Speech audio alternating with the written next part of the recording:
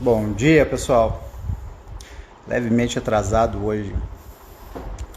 Levemente atrasado. Bom dia, Bruna, Vivian, Fernanda. Espero que esteja sendo um bom domingo de vocês aí.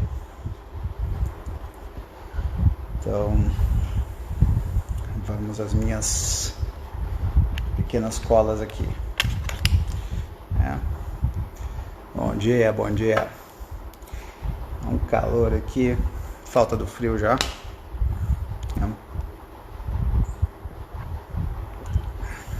Tá certo. Então é isso aí, pessoal. Bom dia a todos. A gente vai falar hoje. Ótimo, bom saber, Fernanda, Lúcia. Isso aí, pessoal, bem-vindos. Então, a ideia hoje é falar sobre distúrbios psicossomáticos. E é um nome meio técnico. Distúrbios seriam doenças ou efeitos mais lesivos da mente sobre o corpo. Para a gente falar sobre isso, a gente vai ter que caminhar por alguns lugares antes. E o primeiro vai ser dor. A gente precisa entender primeiramente o que significa dor. Fome é um tipo de dor. Se eu pegar essa caneta e começar a me bater, isso vai provocar dor. Calor excessivo é um tipo de dor. Se eu tomar alguma coisa estragada, vai me dar uma dor. Se eu me cortar, vai doer. O que é dor? Essa é a primeira pergunta que a gente precisa fazer. Dor é quando o nosso corpo está dizendo que ele está sendo ou já está lesado.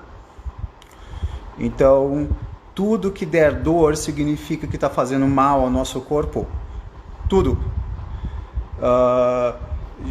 Uma fincada, um chute, tudo que der dor significa que o corpo está sendo lesado. Então, o que é dor em última análise? É a indicação biológica, é a indicação genética de que o nosso corpo está sendo lesado. Então, é óbvio quando a gente vê um corte, olha, está aqui o corte, ele está doendo, e isso aqui significa que o corpo está machucado ou está sendo mais machucado. Então a gente precisa entender primeiramente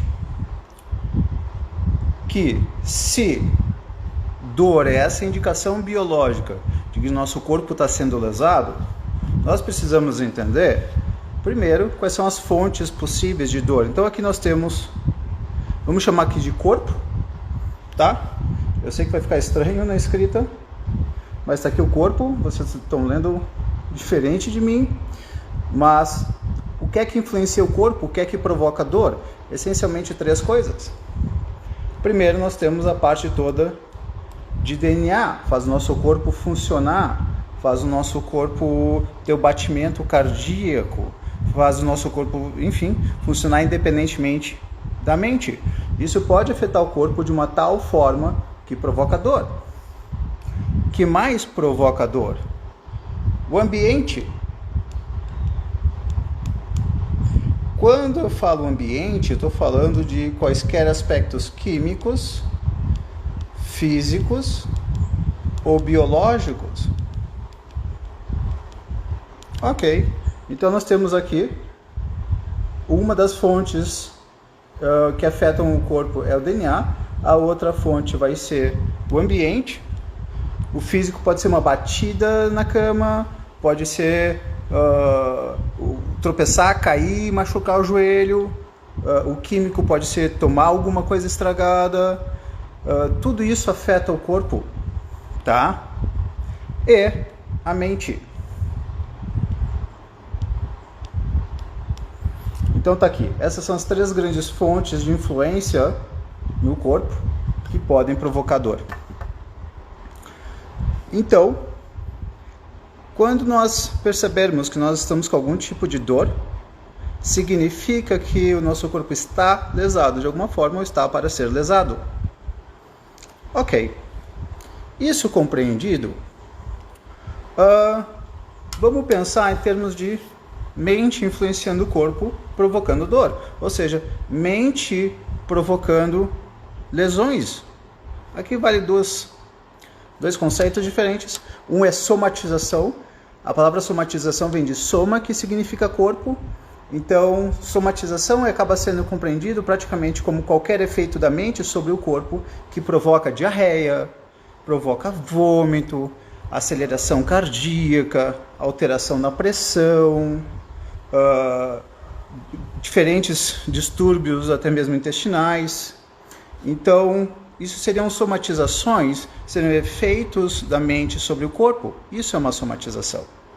Um distúrbio psicossomático é quando já é provocada uma doença com base na mente. Então nós temos a somatização como sendo apenas efeitos, nesse sentido em particular, efeitos negativos da mente sobre o corpo, e nós temos distúrbios psicossomáticos como já sendo uma lesão ou uma doença provocada pela mente.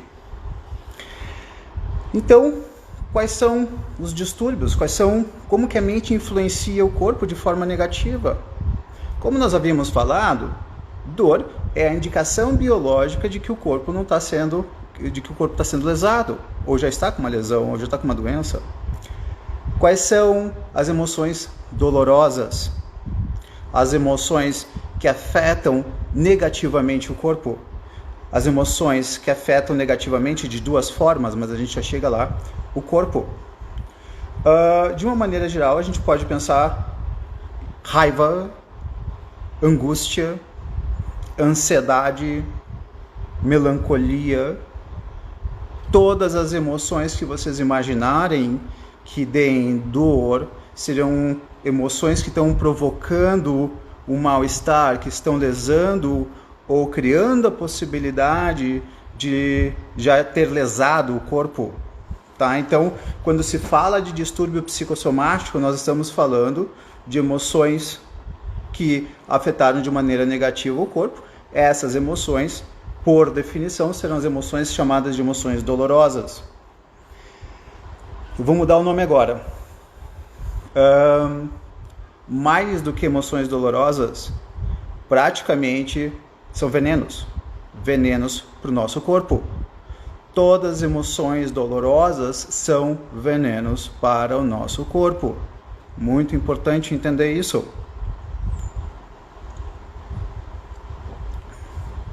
Quando nós pensamos em veneno, nós podemos pensar em diferentes aspectos do veneno. Nós podemos pensar na intensidade de um veneno, em que um pedacinho de veneno, um pouquinho de veneno pode provocar até mesmo morte. Então nós podemos pensar na intensidade do veneno. Nós podemos pensar na quantidade de veneno, ou seja, não é que a pessoa tomou um pouquinho de veneno e já morre, mas se ela tomar muitos pouquinhos, por assim dizer, então ela pode ter um problema. Então nós temos intensidade, nós temos quantidade, nós temos frequência. Um pouco de veneno a cada um mês não vai te fazer mal, se for veneno de baixa intensidade. Então, emoção dolorosa é igual a veneno. Ponto. E esse veneno, portanto, vai provocar somatizações ou distúrbios psicossomáticos. Vamos colocar aqui um aspecto extremamente importante, que é o seguinte. Na psicologia já se tentou estabelecer, quando a pessoa tem de repente, de alguma forma, câncer na garganta, porque ela teria dificuldade de engolir ou falar alguma coisa. Esse tipo de frase, esse tipo de noção não leva a lugar algum. É bonitinho, é poético, é metafórico, mas não leva a lugar algum. Quando a gente pensa em distúrbios psicossomáticos, nós podemos pensar o corpo sendo afetado de duas diferentes formas. Uma, já foi amplamente discutido, ninguém mais duvida disso, é quando nós dizemos que a emoção não provoca a doença. A emoção afetaria o corpo de forma a bater no sistema imune. Essa parte já foi amplamente discutida na medicina Então, se eu tiver emoção, por exemplo, se eu ficar ansioso por muito tempo, com raiva por muito tempo, se eu ficar melancólico por muito tempo, isso vai baixar meu sistema imune. Isso ninguém mais discute. E o que significa baixar o sistema imune? É praticamente tornar o corpo vulnerável às diferentes bactérias, vírus, qualquer coisa ruim que possa acontecer nesse sentido. Essa parte chega a dizer praticamente que, aspas, percebam, muitas aspas nesse momento, se nós tivermos uma pessoa que ficou com raiva ou ansiedade ou tristeza no nível intenso por muito tempo, ela pode baixar o sistema imune de uma tal forma que células cancerígenas se multiplicariam de maneira fácil, de tal forma que não seria exatamente que a psique provocou o câncer. A psique teria baixado o sistema imune. Ao baixar o sistema imune, o câncer viria. O câncer e qualquer outra doença que estaria ali, certo? Então é muito importante dizer isso. Nesse conceito específico, já aceito amplamente em termos médicos, a psique baixaria o sistema imune baixado pela psique tornaria o corpo vulnerável a qualquer doença. Nesses termos, o que a gente pode quase praticamente dizer é que a psique pode provocar, de novo, aspas, quase o efeito no corpo que provocaria o HIV. O que o HIV faz? O HIV mata? Não, o HIV não mata. O HIV atrapalharia, baixaria o sistema imune, provocando aí o que se chama de AIDS. E aí a AIDS, que seria o sistema imunodeficiente e deprimido, é que mataria. Então eu estou colocando uma coisa muito grave, muito difícil sobre a psique. Eu estou literalmente dizendo que emoções dolorosas, intensas, frequentes, duradouras, elas podem diminuir o sistema imune, dando praticamente no corpo o mesmo efeito do HIV. Infelizmente é isso. Seria bom se não fosse, mas é. A minha especialização é tratamento psicológico de pacientes com câncer e não incomumente quando eu trato alguém com câncer, eu pergunto como é que foi a sua vida dois anos antes do diagnóstico do câncer. Muitas vezes tu tens raivas frequentes, tu tens ansiedades frequentes, bastante intensas, e isso debilitando o sistema imune. Ao debilitar o sistema imune, isso tornaria o corpo mais vulnerável a qualquer doença. Pois bem, essa parte ninguém discute. Essa parte já está amplamente pesquisada. Liberação de excesso de cortisol, baixando o sistema imune, uma série de diferentes dificuldades. Então nós temos o quê? A mente afeta o corpo, a representação do afeto negativo seria dores, então, de novo, emoções dolorosas, raiva, ansiedade, angústia, melancolia, enfim. E aí o corpo estaria baixando o sistema imune, podendo inclusive levar a óbito, certo? Então essa primeira parte.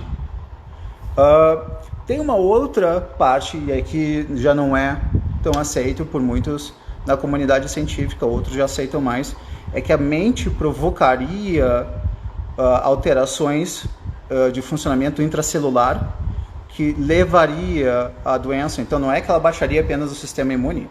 Então nós teríamos que as emoções dolorosas, elas não apenas mexeriam no sistema imune, elas alterariam o funcionamento intracelular e entre órgãos. Ora, o que significa isso?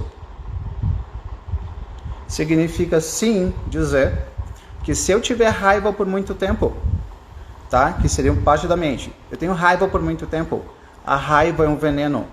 E essa raiva, ela é intensa, ela é frequente, ela pode disparar problemas no DNA, provocando doenças que seriam doenças psicossomáticas. E o DNA seria o quê? O DNA, vamos pensar no DNA como sendo quase que minas genéticas. Então, cada um de nós, cada pessoa tem a sua vulnerabilidade genética, alguns mais, outros menos, alguns várias, outras poucas. Então, algumas pessoas têm mais propensão genética a câncer, outras têm mais propensão genética a problemas cardíacos, outros a problemas de sistema autoimune. Todos nós temos essas minas genéticas que muitas vezes, se ninguém pisar nelas, ela não explode. Nesse momento, eu vou fazer uma colocação a meu respeito que ajuda bastante, e, enfim. Então, mais ou menos, cerca de 8 ou 9 de março de 2012, eu tive uma crise de raiva às 5 da tarde. E eu não explodi, eu implodi. Eu me lembro da sensação de raiva, ela era péssima. E eu só me lembro de ter dito, vai dar algum problema isso aqui. Menos de 24 horas depois eu comecei a ter dificuldades de respiração. Naquele momento eu pensei, bom, é efeito simples da mente no corpo, deu algum problema, eu estou com febre, alguma coisa que valha, deixa eu descansar. Passou um dia, passou 2 dias, passaram-se 6 dias e eu cada vez mais piorando a minha capacidade respiratória. Até que chegou no momento em que eu baixei ao hospital e eu estava com o que se chama de tromboembolia pulmonar maciça bilateral, que é um jeito bonito de dizer que os teus 2 pulmões estão inteiros com coágulos e isso pode te matar. Então, o que teria acontecido comigo? Teria vindo um veneno intenso, essa raiva intensa. Essa raiva intensa teria afetado um dos problemas que eu tenho. O meu tio morreu de tromboembolia pulmonar. Eu tenho no meu DNA essa mina genética. Então, um problema emocional disparou o efeito genético, provocando uma doença que era para ter me matado, mas ainda bem, as estatísticas muitas vezes podem estar a nosso favor, apesar de estarem às vezes contra. Então, o que a gente precisa entender primeiramente? As emoções dolorosas, elas são as representações de que a nossa psique está afetando de maneira negativa o nosso corpo. E aí a gente entra com a Savana aqui dizendo, bom dia, Bayar, saudades de suas aulas, que bom, Savana, faz tempo, hein? Prazer estar aqui. A propensão pode ser considerada uma herança transgeracional de traumas? Eu não entraria tanto num aspecto de traumas, Savana, eu ficaria mais no aspecto mesmo de que nós temos essas minas genéticas e traumas nossos aqui, seja, por exemplo, tem pessoas que podem ter uma predisposição a Parkinson, e aí de repente o marido ou a esposa morre com 65, 70 anos, e com 65, 70 anos dispara, dá o efeito de Parkinson, não tem mais volta, mesmo que seja resolvido o problema. De uma maneira geral, a questão é que tu pode ter efeitos corporais que não tem volta, mesmo que tu resolvas o problema. Por exemplo, a doença que eu tive poderia ter me matado, não me matou. Tu pode ter efeitos como o Parkinson, que algum trauma psicológico pode provocar efeitos, mesmo assim também não vai. Tá? Então é importante nós entendermos, emoções dolorosas são venenos, ponto. Esses venenos vão afetar cada pessoa de uma forma específica, porque cada pessoa tem sua genética específica e, portanto, o que afeta um de uma forma vai afetar outros de outra forma. Tá ok? Eu não sei se eu respondi a tua pergunta, Savana. Se eu não respondi, por favor, pode talvez perguntar de outra forma, aí talvez eu entenda melhor. Então, até agora nós temos o quê? Que as emoções dolorosas podem nos matar dependendo da intensidade, frequência e duração. Ok? Então, como é que a gente pode... A Cláudia pegando aqui no meu pé. Não esqueça dos fatores ambientais interferindo na genética, ela dizendo. Ou Bona, enfim, ok. Fatores ambientais interferindo na genética. Tu tinhas uma dieta muito ruim na época, como eu. Eu continuo com a minha dieta ruim. Aliás, dieta é uma palavra que é bonita para mim. Mas sim, nós temos isso, a genética na minha família, por exemplo, com relação à trombose, ela é muito forte, certo? A princípio eu tive tios que não tiveram autópsia, mas morreram muito cedo e tudo indica que foi embolia. Enfim. Cida, bom saber que tu estás gostando, Cida. Bem-vinda, bem-vinda. Tá? Então, pessoal, o que a gente precisa fazer? A gente precisa aprender a lidar com as nossas emoções dolorosas, certo? E as emoções dolorosas, vou insistir, angústia, ansiedade, raiva, tristeza, melancolia, todas essas emoções dolorosas são venenos. Sendo venenos, elas podem afetar de maneira negativa o nosso corpo. O que nós temos que fazer é, dentro do possível, tirar esse veneno mais rápido do nosso corpo. Savana, a raiva intensa que meu avô sentiu altera seu DNA e a genética que eu recebo dele me faz ter essa propensão. Foi essa linha de raciocínio que eu desenvolvi. Savana, eu preferiria não entrar exatamente muito nesse ponto específico. Eu tenho um pouco de lamarquismo, talvez, nessa tua colocação. Eu preferiria não entrar muito, não é exatamente a minha linha, mas eu não entraria exatamente no aspecto tanto de como que a nossa psique pode alterar nosso DNA, e uma vez que altere nessa vida do DNA, uma vez que eu tenha um filho, de alguma forma, isso pode também ter afetado com base no meu trauma psicológico. É uma linha de raciocínio possível, mas eu preferiria não entrar nela porque, exato, como a Cláudia está colocando aqui, tem a epigenética, então eu preferiria não entrar exatamente nesse ponto. Por enquanto, eu preferiria apenas ficar com a ideia de que nós temos as emoções dolorosas e elas afetam, elas podem gerar efeitos no corpo negativos, bastante temporários, como uma diarreia, vômito ou variações, ou elas podem gerar mesmo lesões corporais. Elas podem afetar o sistema imune, baixando o sistema imune e tornando o corpo mais vulnerável. Então essa seria uma linha também. A outra linha é dizer que o próprio corpo acaba sendo afetado pela mente diretamente, então é a mente que provocaria eventualmente a doença, certo? Então, pessoal, a Cláudia é endocrinologista, então ela está fazendo uso das ideias dela, dos conhecimentos. Ótimo, certo? Então, vamos lá. Bom, Suzana, que tem te ajudado, bom que tem te ajudado. Pois é, a gente vai passando por essas coisas. Que bom, Savana. Savana, inclusive, se tu quiser, já pega o endereço aí da Cláudia, boa na endócrino, e ela, enfim, ela talvez possa te responder melhor do que eu essas tuas perguntas, tá? Então, o que a gente precisa fazer em última análise é nós aprendermos a lidar com as nossas emoções dolorosas. Tem duas formas básicas de lidar com as emoções dolorosas. Forma básica número 1.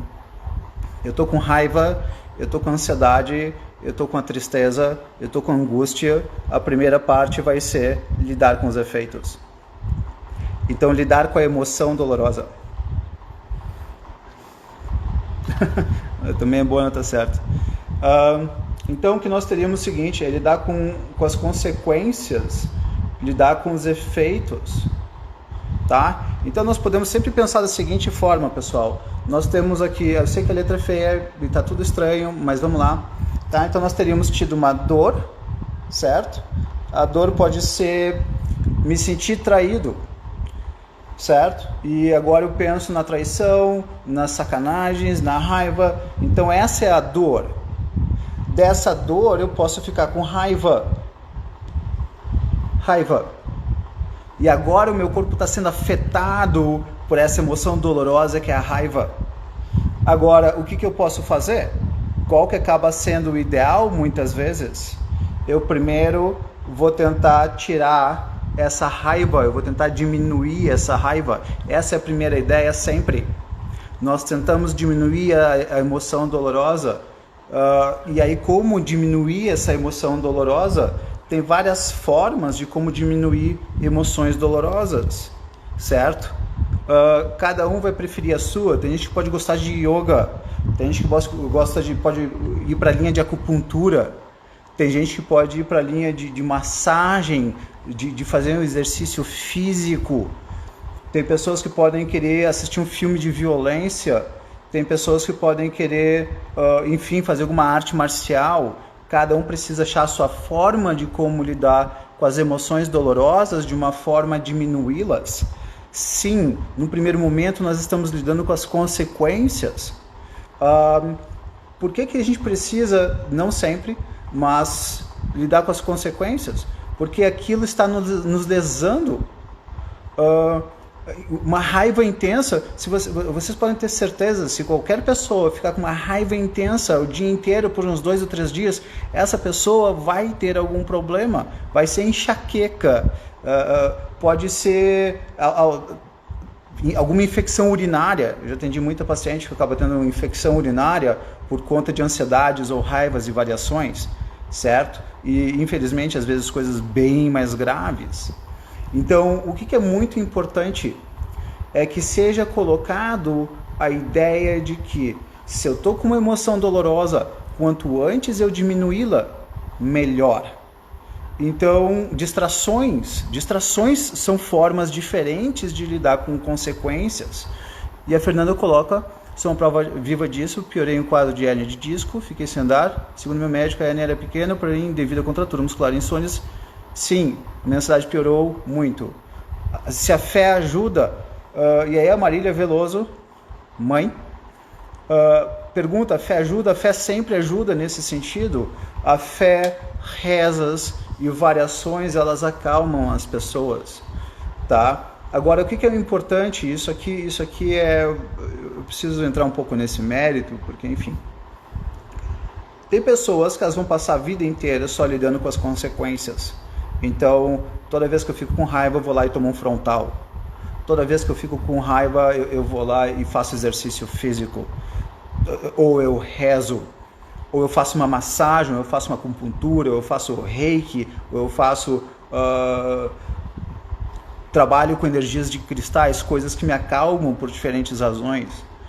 Mas, insisto, isso é lidar com os efeitos. Lidar com os efeitos... tem sido uma forma de anestesiar, de analgesiar as nossas dores, o que é absolutamente importante. Absolutamente importante.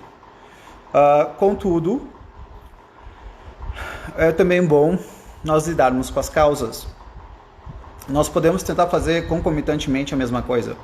Então, eu tento me acalmar, eu busco massagem, eu começo a fazer exercício físico, qualquer coisa que seja mais adequada a vocês. Bom saber que as lives têm ajudado, Fernanda. Então, eu tento baixar minhas emoções dolorosas, eu tento me distrair. Distração é uma boa forma também de diminuir uma emoção dolorosa. Mas também busquem, e agora vem a parte 2 de como lidar com distúrbios psicossomáticos. A primeira parte é nós tentarmos lidar com os efeitos, certo? Então, eu vou lidar direto com a dor, direto com a emoção dolorosa, eu vou tentar diminuí-la. Agora, na segunda parte, concomitantemente, a primeira não, eu vou tentar achar qual é a dor. Então, a segunda parte é causa da dor. Certo? Então, agora eu tenho a causa da dor. Então, agora, depois, ou até antes, enfim, como vocês preferirem, num distúrbio psicossomático, numa somatização negativa, como por exemplo de novo enxaqueca, tem pessoas que têm crises altíssimas de pressão quando elas ficam com raiva e aí depois elas baixam. E está se movimentando bastante essa... Deixa eu ver se eu consigo diminuir a quantidade de vento aqui, tá? Que eu acho que isso aqui é o vento que está fazendo mexer tanto aqui. Eu acho que talvez melhore um pouco. Enfim, nós temos uma situação em que, num primeiro momento, a gente vai ficar o tempo inteiro lidando com os efeitos, depois a gente vai para as causas, e é nas causas que a coisa começa a complicar um pouco mais, certo? No que se refere, e aí a minha mãe está colocando ali, perdão, será que o perdão pode ajudar? Pessoal, essa live, ela é 19ª, ela é correlacionada a várias outras que a gente já fez antes. Tem uma live específica chamada Tolerância, Culpa, Tolerância e Perdão, e também pode ajudar isso. Sim, se o perdoar conseguir diminuir a dor, ótimo. Se não conseguir diminuir a dor, não vai ajudar muito. Então, a causa da dor, o que é que está provocando a minha raiva? O que é que está provocando a minha tristeza? O que é que está provocando a minha ansiedade? O que é que está provocando a minha melancolia? O que é que está provocando a minha emoção dolorosa? aqui é uma questão meio complicada, e o que eu vou falar agora, em grande parte, vai contra muito do que se ouve nas poesias de poetas, de filósofos, até mesmo muitas vezes de psicólogos, que é o quê? Eu vou tentar descobrir a causa da minha emoção. E qual é a causa da emoção? E aqui vai vir uma coisa que é aparentemente estranho. Então eu estou dirigindo e ao estar dirigindo eu quase bato. Ao pensar em bater, em 0,2 segundo eu mando estímulo para minha suprarrenal, eu contraio o meu corpo, uma série de efeitos fisiológicos ocorrem, e tudo isso por conta de um pensamento de meio segundo, de 1 segundo, de 2 segundos, que afetou o meu corpo por 15 ou 20 minutos. O que eu estou dizendo? Olha que coisa estranha. O que é que eu estou dizendo? Eu estou dizendo que nosso pensamento gerou o nosso sentimento. O nosso pensamento alterou o nosso corpo. Essa alteração corporal se chama de emoção. Isso vale para 90% das emoções e dos sentimentos. Eu não vou diferenciar os dois agora. Então, o pensamento é o que provoca o nosso sentimento. Alguém acorda, a pessoa diz, eu tive um pesadelo. Tu perguntas, bom, qual foi o pesadelo? Quais foram as coisas que te incomodaram no pesadelo? E a pessoa diz, eu não sei. Oh, mas como é que você sabe que teve um pesadelo se você não lembra o que aconteceu? A pessoa diz, porque eu ainda estou sentindo. Então, o pensamento pode ter durado 1 segundo, 2 segundos, 3 segundos, e o sentimento pode se prolongar por 15 ou 20 minutos, que é mais ou menos o tempo para metabolizar tudo que foi liberado no corpo e voltar ao normal. Claro, às vezes isso pode continuar ao longo do dia se tu continuares pensando sobre a coisa. O que eu estou querendo dizer? Que nós precisamos observar mais os nossos pensamentos. E aí a tua pergunta, Fernanda, né? O que fazer para lidar com as causas? Então, primeiro entender as causas. Quais são as causas? As emoções? Não. As emoções não são as causas, são os efeitos. Os pensamentos são as causas. Quais os pensamentos que me geraram tristeza? Então, se tu quiseres, Fernanda, fazer sempre uma pergunta para ti, é uma pergunta de autoconhecimento que eu faço para mim, todo mundo pode fazer para si, o que é que eu tenho pensado e que tem me levado a sentir o que eu sinto? Vamos repetir. O que tem passado pela minha mente, que tem afetado o meu corpo, me trazendo as emoções de tristeza, ou de ansiedade, ou de raiva, ou de melancolia, o que tem passado pela minha mente que tem me afetado. Então a primeira pergunta para nós nos entendermos não é o que nós sentimos, a gente não se entende a partir dos nossos sentimentos, nós nunca vamos entender alguém ou saber o que a pessoa sente. Não, a pessoa pode ter tristeza, então se vocês virem alguém e ela está assistindo um filme triste e ela está chorando, será que vocês sabem o porquê que ela está chorando? E daqui a pouco, o que tu precisas fazer? Tu precisas chegar, bater no ombro dela e dizer, desculpa, mas o que do filme que está despertando em ti alguma coisa que está te levando a chorar? A pessoa diz, esse é um filme sobre câncer, o meu pai morreu de câncer, e eu estou me lembrando do meu pai e agora eu estou chorando porque eu estou lembrando do meu pai. Não tem exatamente a ver com o filme. Então vocês nunca vão entender exatamente uma pessoa ao saber o que ela sente. É esse o problema? Nossa, a pessoa está triste, o pai morreu, tu não sabes a relação da tristeza com a morte do pai, porque tu não sabes o que está passando na mente da pessoa sobre isso. Para nós nos entendermos, nós precisamos mudar o raciocínio que nós temos na nossa sociedade no que se refere o que você sente, o que você sente, o que você sente, quais são suas emoções, o que você sente. Não, não, não, não. Nós precisamos dizer o que é que está passando pela sua mente que está te levando a sentir o que você sente. O que é que está passando pela sua mente que está te levando a ter raiva. O que é que está te passando pela tua mente que está te deixando triste. O que é que está te passando pela tua mente em relação ao teu relacionamento ou à traição, ou seja lá o que for, que está te deixando triste. Então essa é a primeira parte do autoconhecimento. Nós entendermos o que nós pensamos. Não o que nós acharíamos bonito pensar. Não leva a lugar algum. É entender o que eu penso.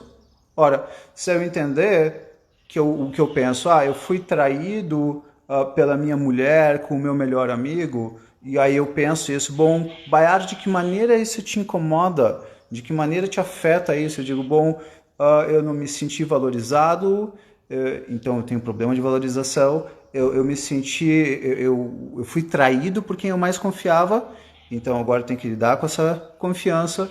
Então eu vou fazendo uma série de pensamentos que eu tenho tido sobre a traição, que tem me gerado todo o combo de sentimentos, todo o combo de dores, e aí cada uma dessas dores eu preciso trabalhar em particular.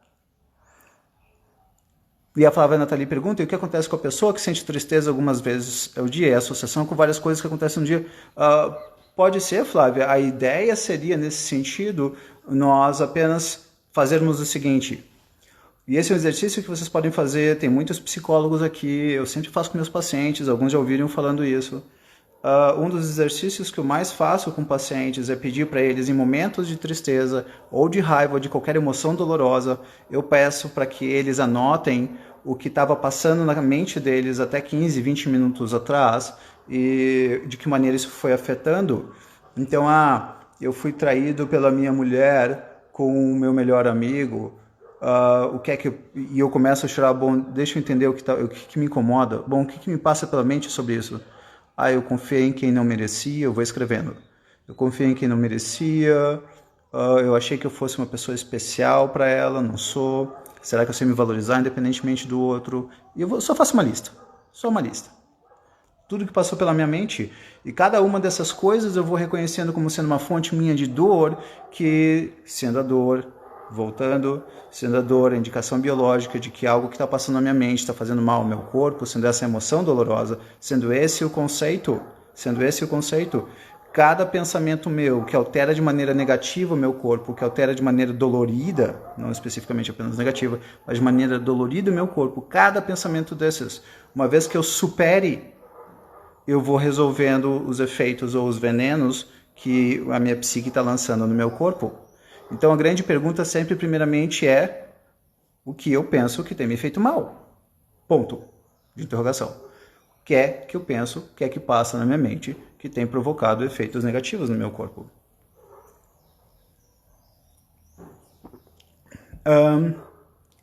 Então essa é a segunda parte, que seria lidar com as causas. A primeira é lidar com as consequências. Primeiro a gente baixa a raiva, nós diminuímos a tristeza, a distração, o que vocês quiserem. Depois a gente tenta entender a causa vai ser o diagnóstico. Então, entendi o diagnóstico. O diagnóstico vai ser o que eu penso que tem me feito mal. Agora vem para a segunda parte. E aí foi feita essa pergunta antes. Como lidar com as coisas? Vamos diferenciar dois aspectos.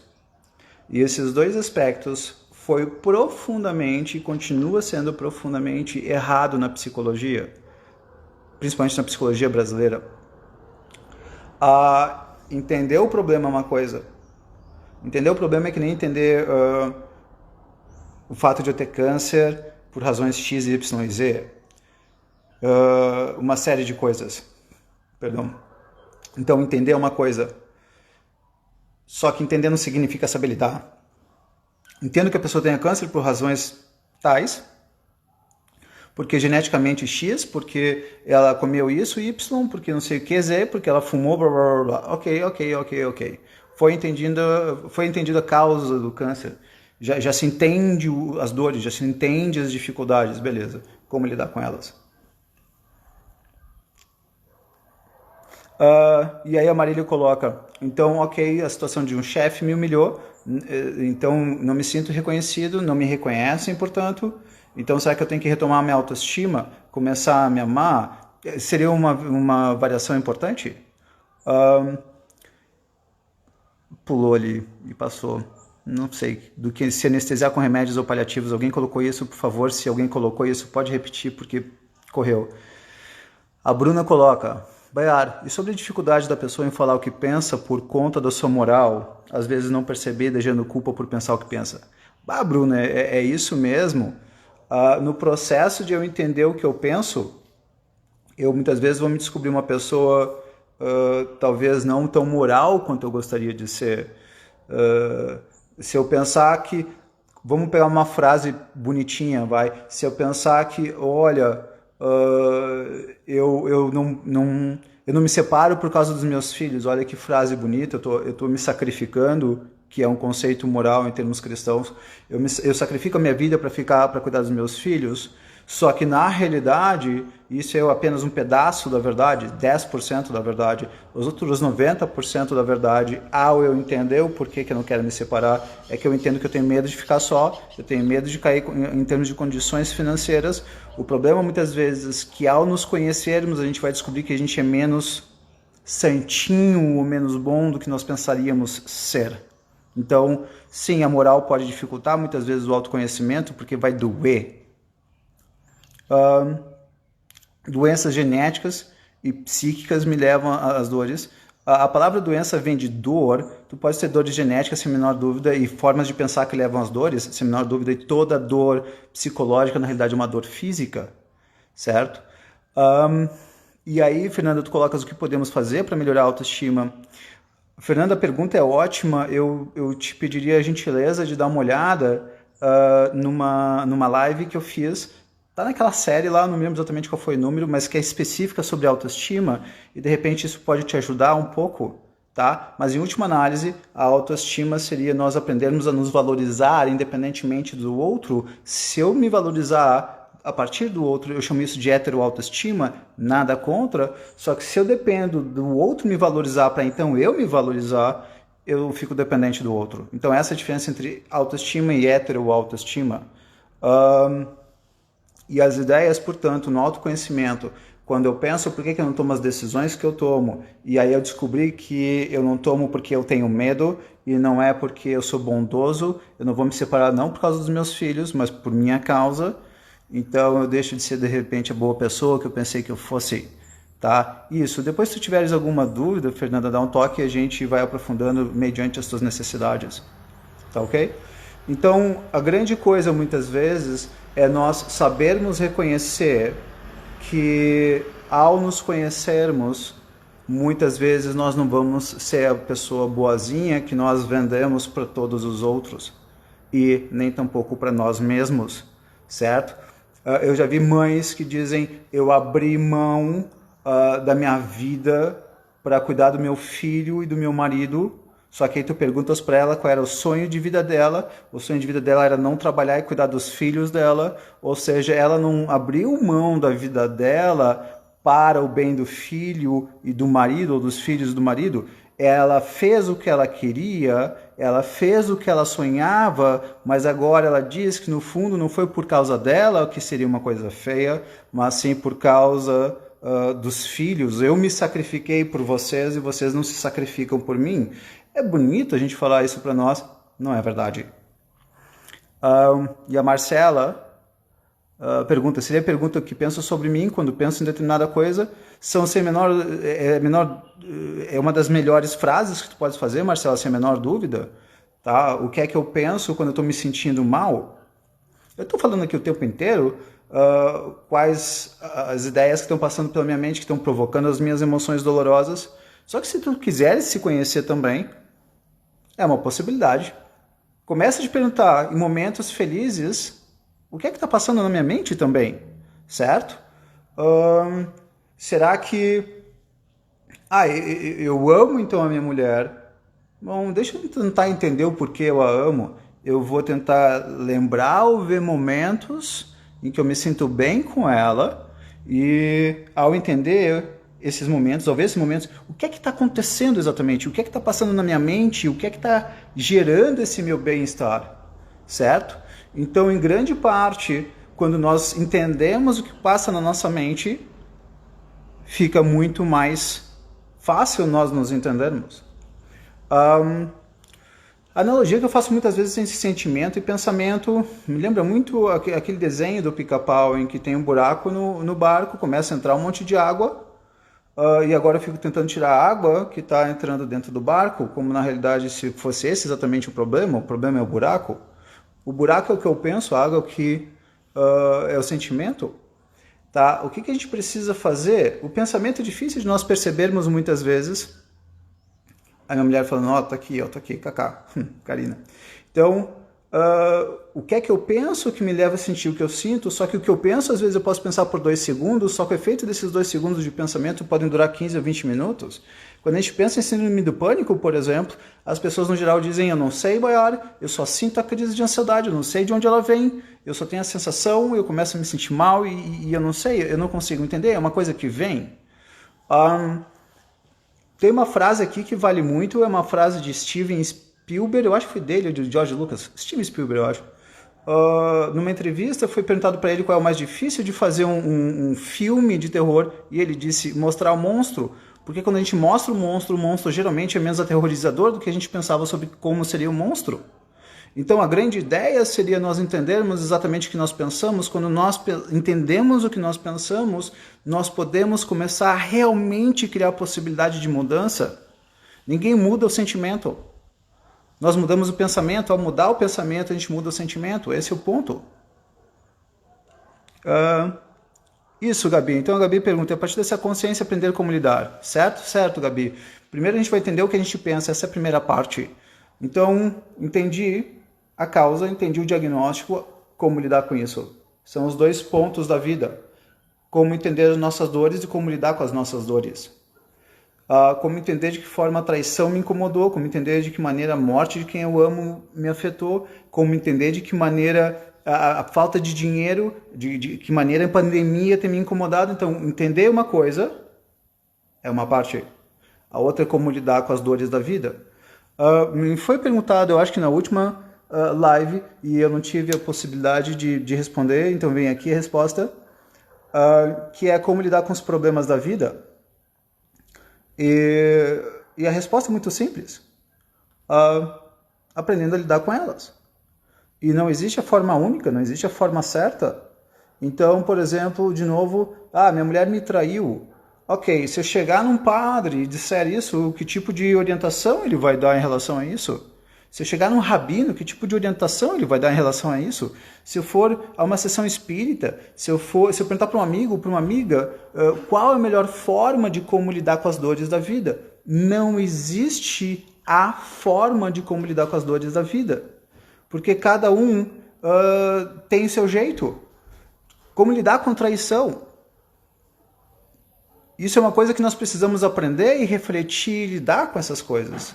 Então, entender a vida como é, entender as minhas dores, entender as causas das minhas dores e aprender a lidar bem com elas. Isso altera a minha forma de pensar, isso altera minhas emoções dolorosas, isso diminui os efeitos negativos da psique sobre o corpo, isso pode acabar com as somatizações negativas, isso pode acabar com distúrbios psicossomáticos. Certo? Então, qual é a grande forma de lidar com distúrbios psicossomáticos? Primeiro, eu acalmo a minha emoção dolorosa, deixa eu me distrair, deixa eu ficar mais calmo para me concentrar melhor, para entender melhor quais são as causas das minhas dores. Entendi a causa das minhas raivas, o que eu penso. Agora que eu entendi o que eu penso sobre diferentes coisas sobre mim, eu vou tentar aprender a pensar melhor. Como que eu lido com as dores da vida?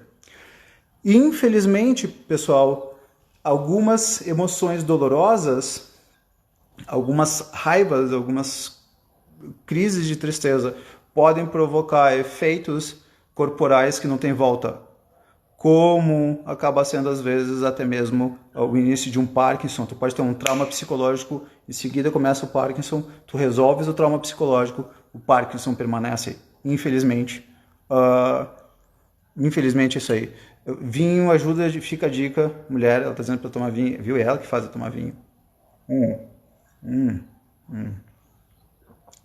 Então, a grande ideia acaba sendo eu ter uma forma para mim de como me acalmar. Se vocês tiverem rituais, tem pessoas que podem fazer diferentes coisas. Uma das coisas que eu mais gosto é caminhar. Onde eu moro é muito bom. Essa é uma coisa que acalma. Uma outra opção, cada um escolha de vocês, pessoal. Mas não esqueçam, uma vez tu tires a dor, a emoção dolorosa, não esqueça de perguntar qual ou quais as causas disso, porque senão é que nem eu estar com o joelho cortado, eu fico tomando anestésico, o joelho continua cortado. Então eu preciso entender as causas das minhas emoções dolorosas e aprender a lidar com isso. O que significa, em última análise, isso? Em uma frase, é aprender a lidar com as dores da vida. Como é que eu aprendo a lidar com as dores da vida? Aprendendo sobre como me estimar independentemente do outro, refletir sobre o que é justo, refletir sobre a existência, aprendendo a lidar com a própria morte. E como é que a gente aprende qualquer coisa? Pensando. Pensando e estudando. Estudando e pensando a vida, o viver, as dores do viver, as dores existenciais. E onde que a gente pode estudar isso? Literatura, alguns filósofos, alguns vão para a religião. Então tem diferentes possíveis caminhos e cada um pode optar pelo seu. O que a gente não pode muitas vezes é ficar com essa dor nos matando diariamente, essas pequenas tristezas diárias, essas pequenas raivas diárias. Isso tira o gosto pela vida e, em última análise, muitas vezes pode tirar a nossa própria vida. Tá? Evelise, bom saber, Evelise, que tem sido útil essas ideias. Então, pessoal, o que a gente precisa fazer? Pensar melhor sobre a vida, entender melhor a vida. E isso é tão complexo quanto fazer uma faculdade, certo? E essa é a intenção dessa série de lives que eu chamo Aprendendo a Viver, porque como é que a gente aprende a viver? Ora, entendendo a vida como é e aprendendo a lidar bem com ela, sabendo que a maneira boa de lidar com a vida tem zero de uma única opção, cada um precisa chegar às próprias conclusões. Então a Gabriela coloca, tive uma crise com 6 anos ao ver meus pais brigando, até hoje tenho crise de ansiedade, com o tempo isso piorou, hoje em dia não consigo controlar quando passo por alguma situação, a crise vem. São duas coisas diferentes, Gabriela.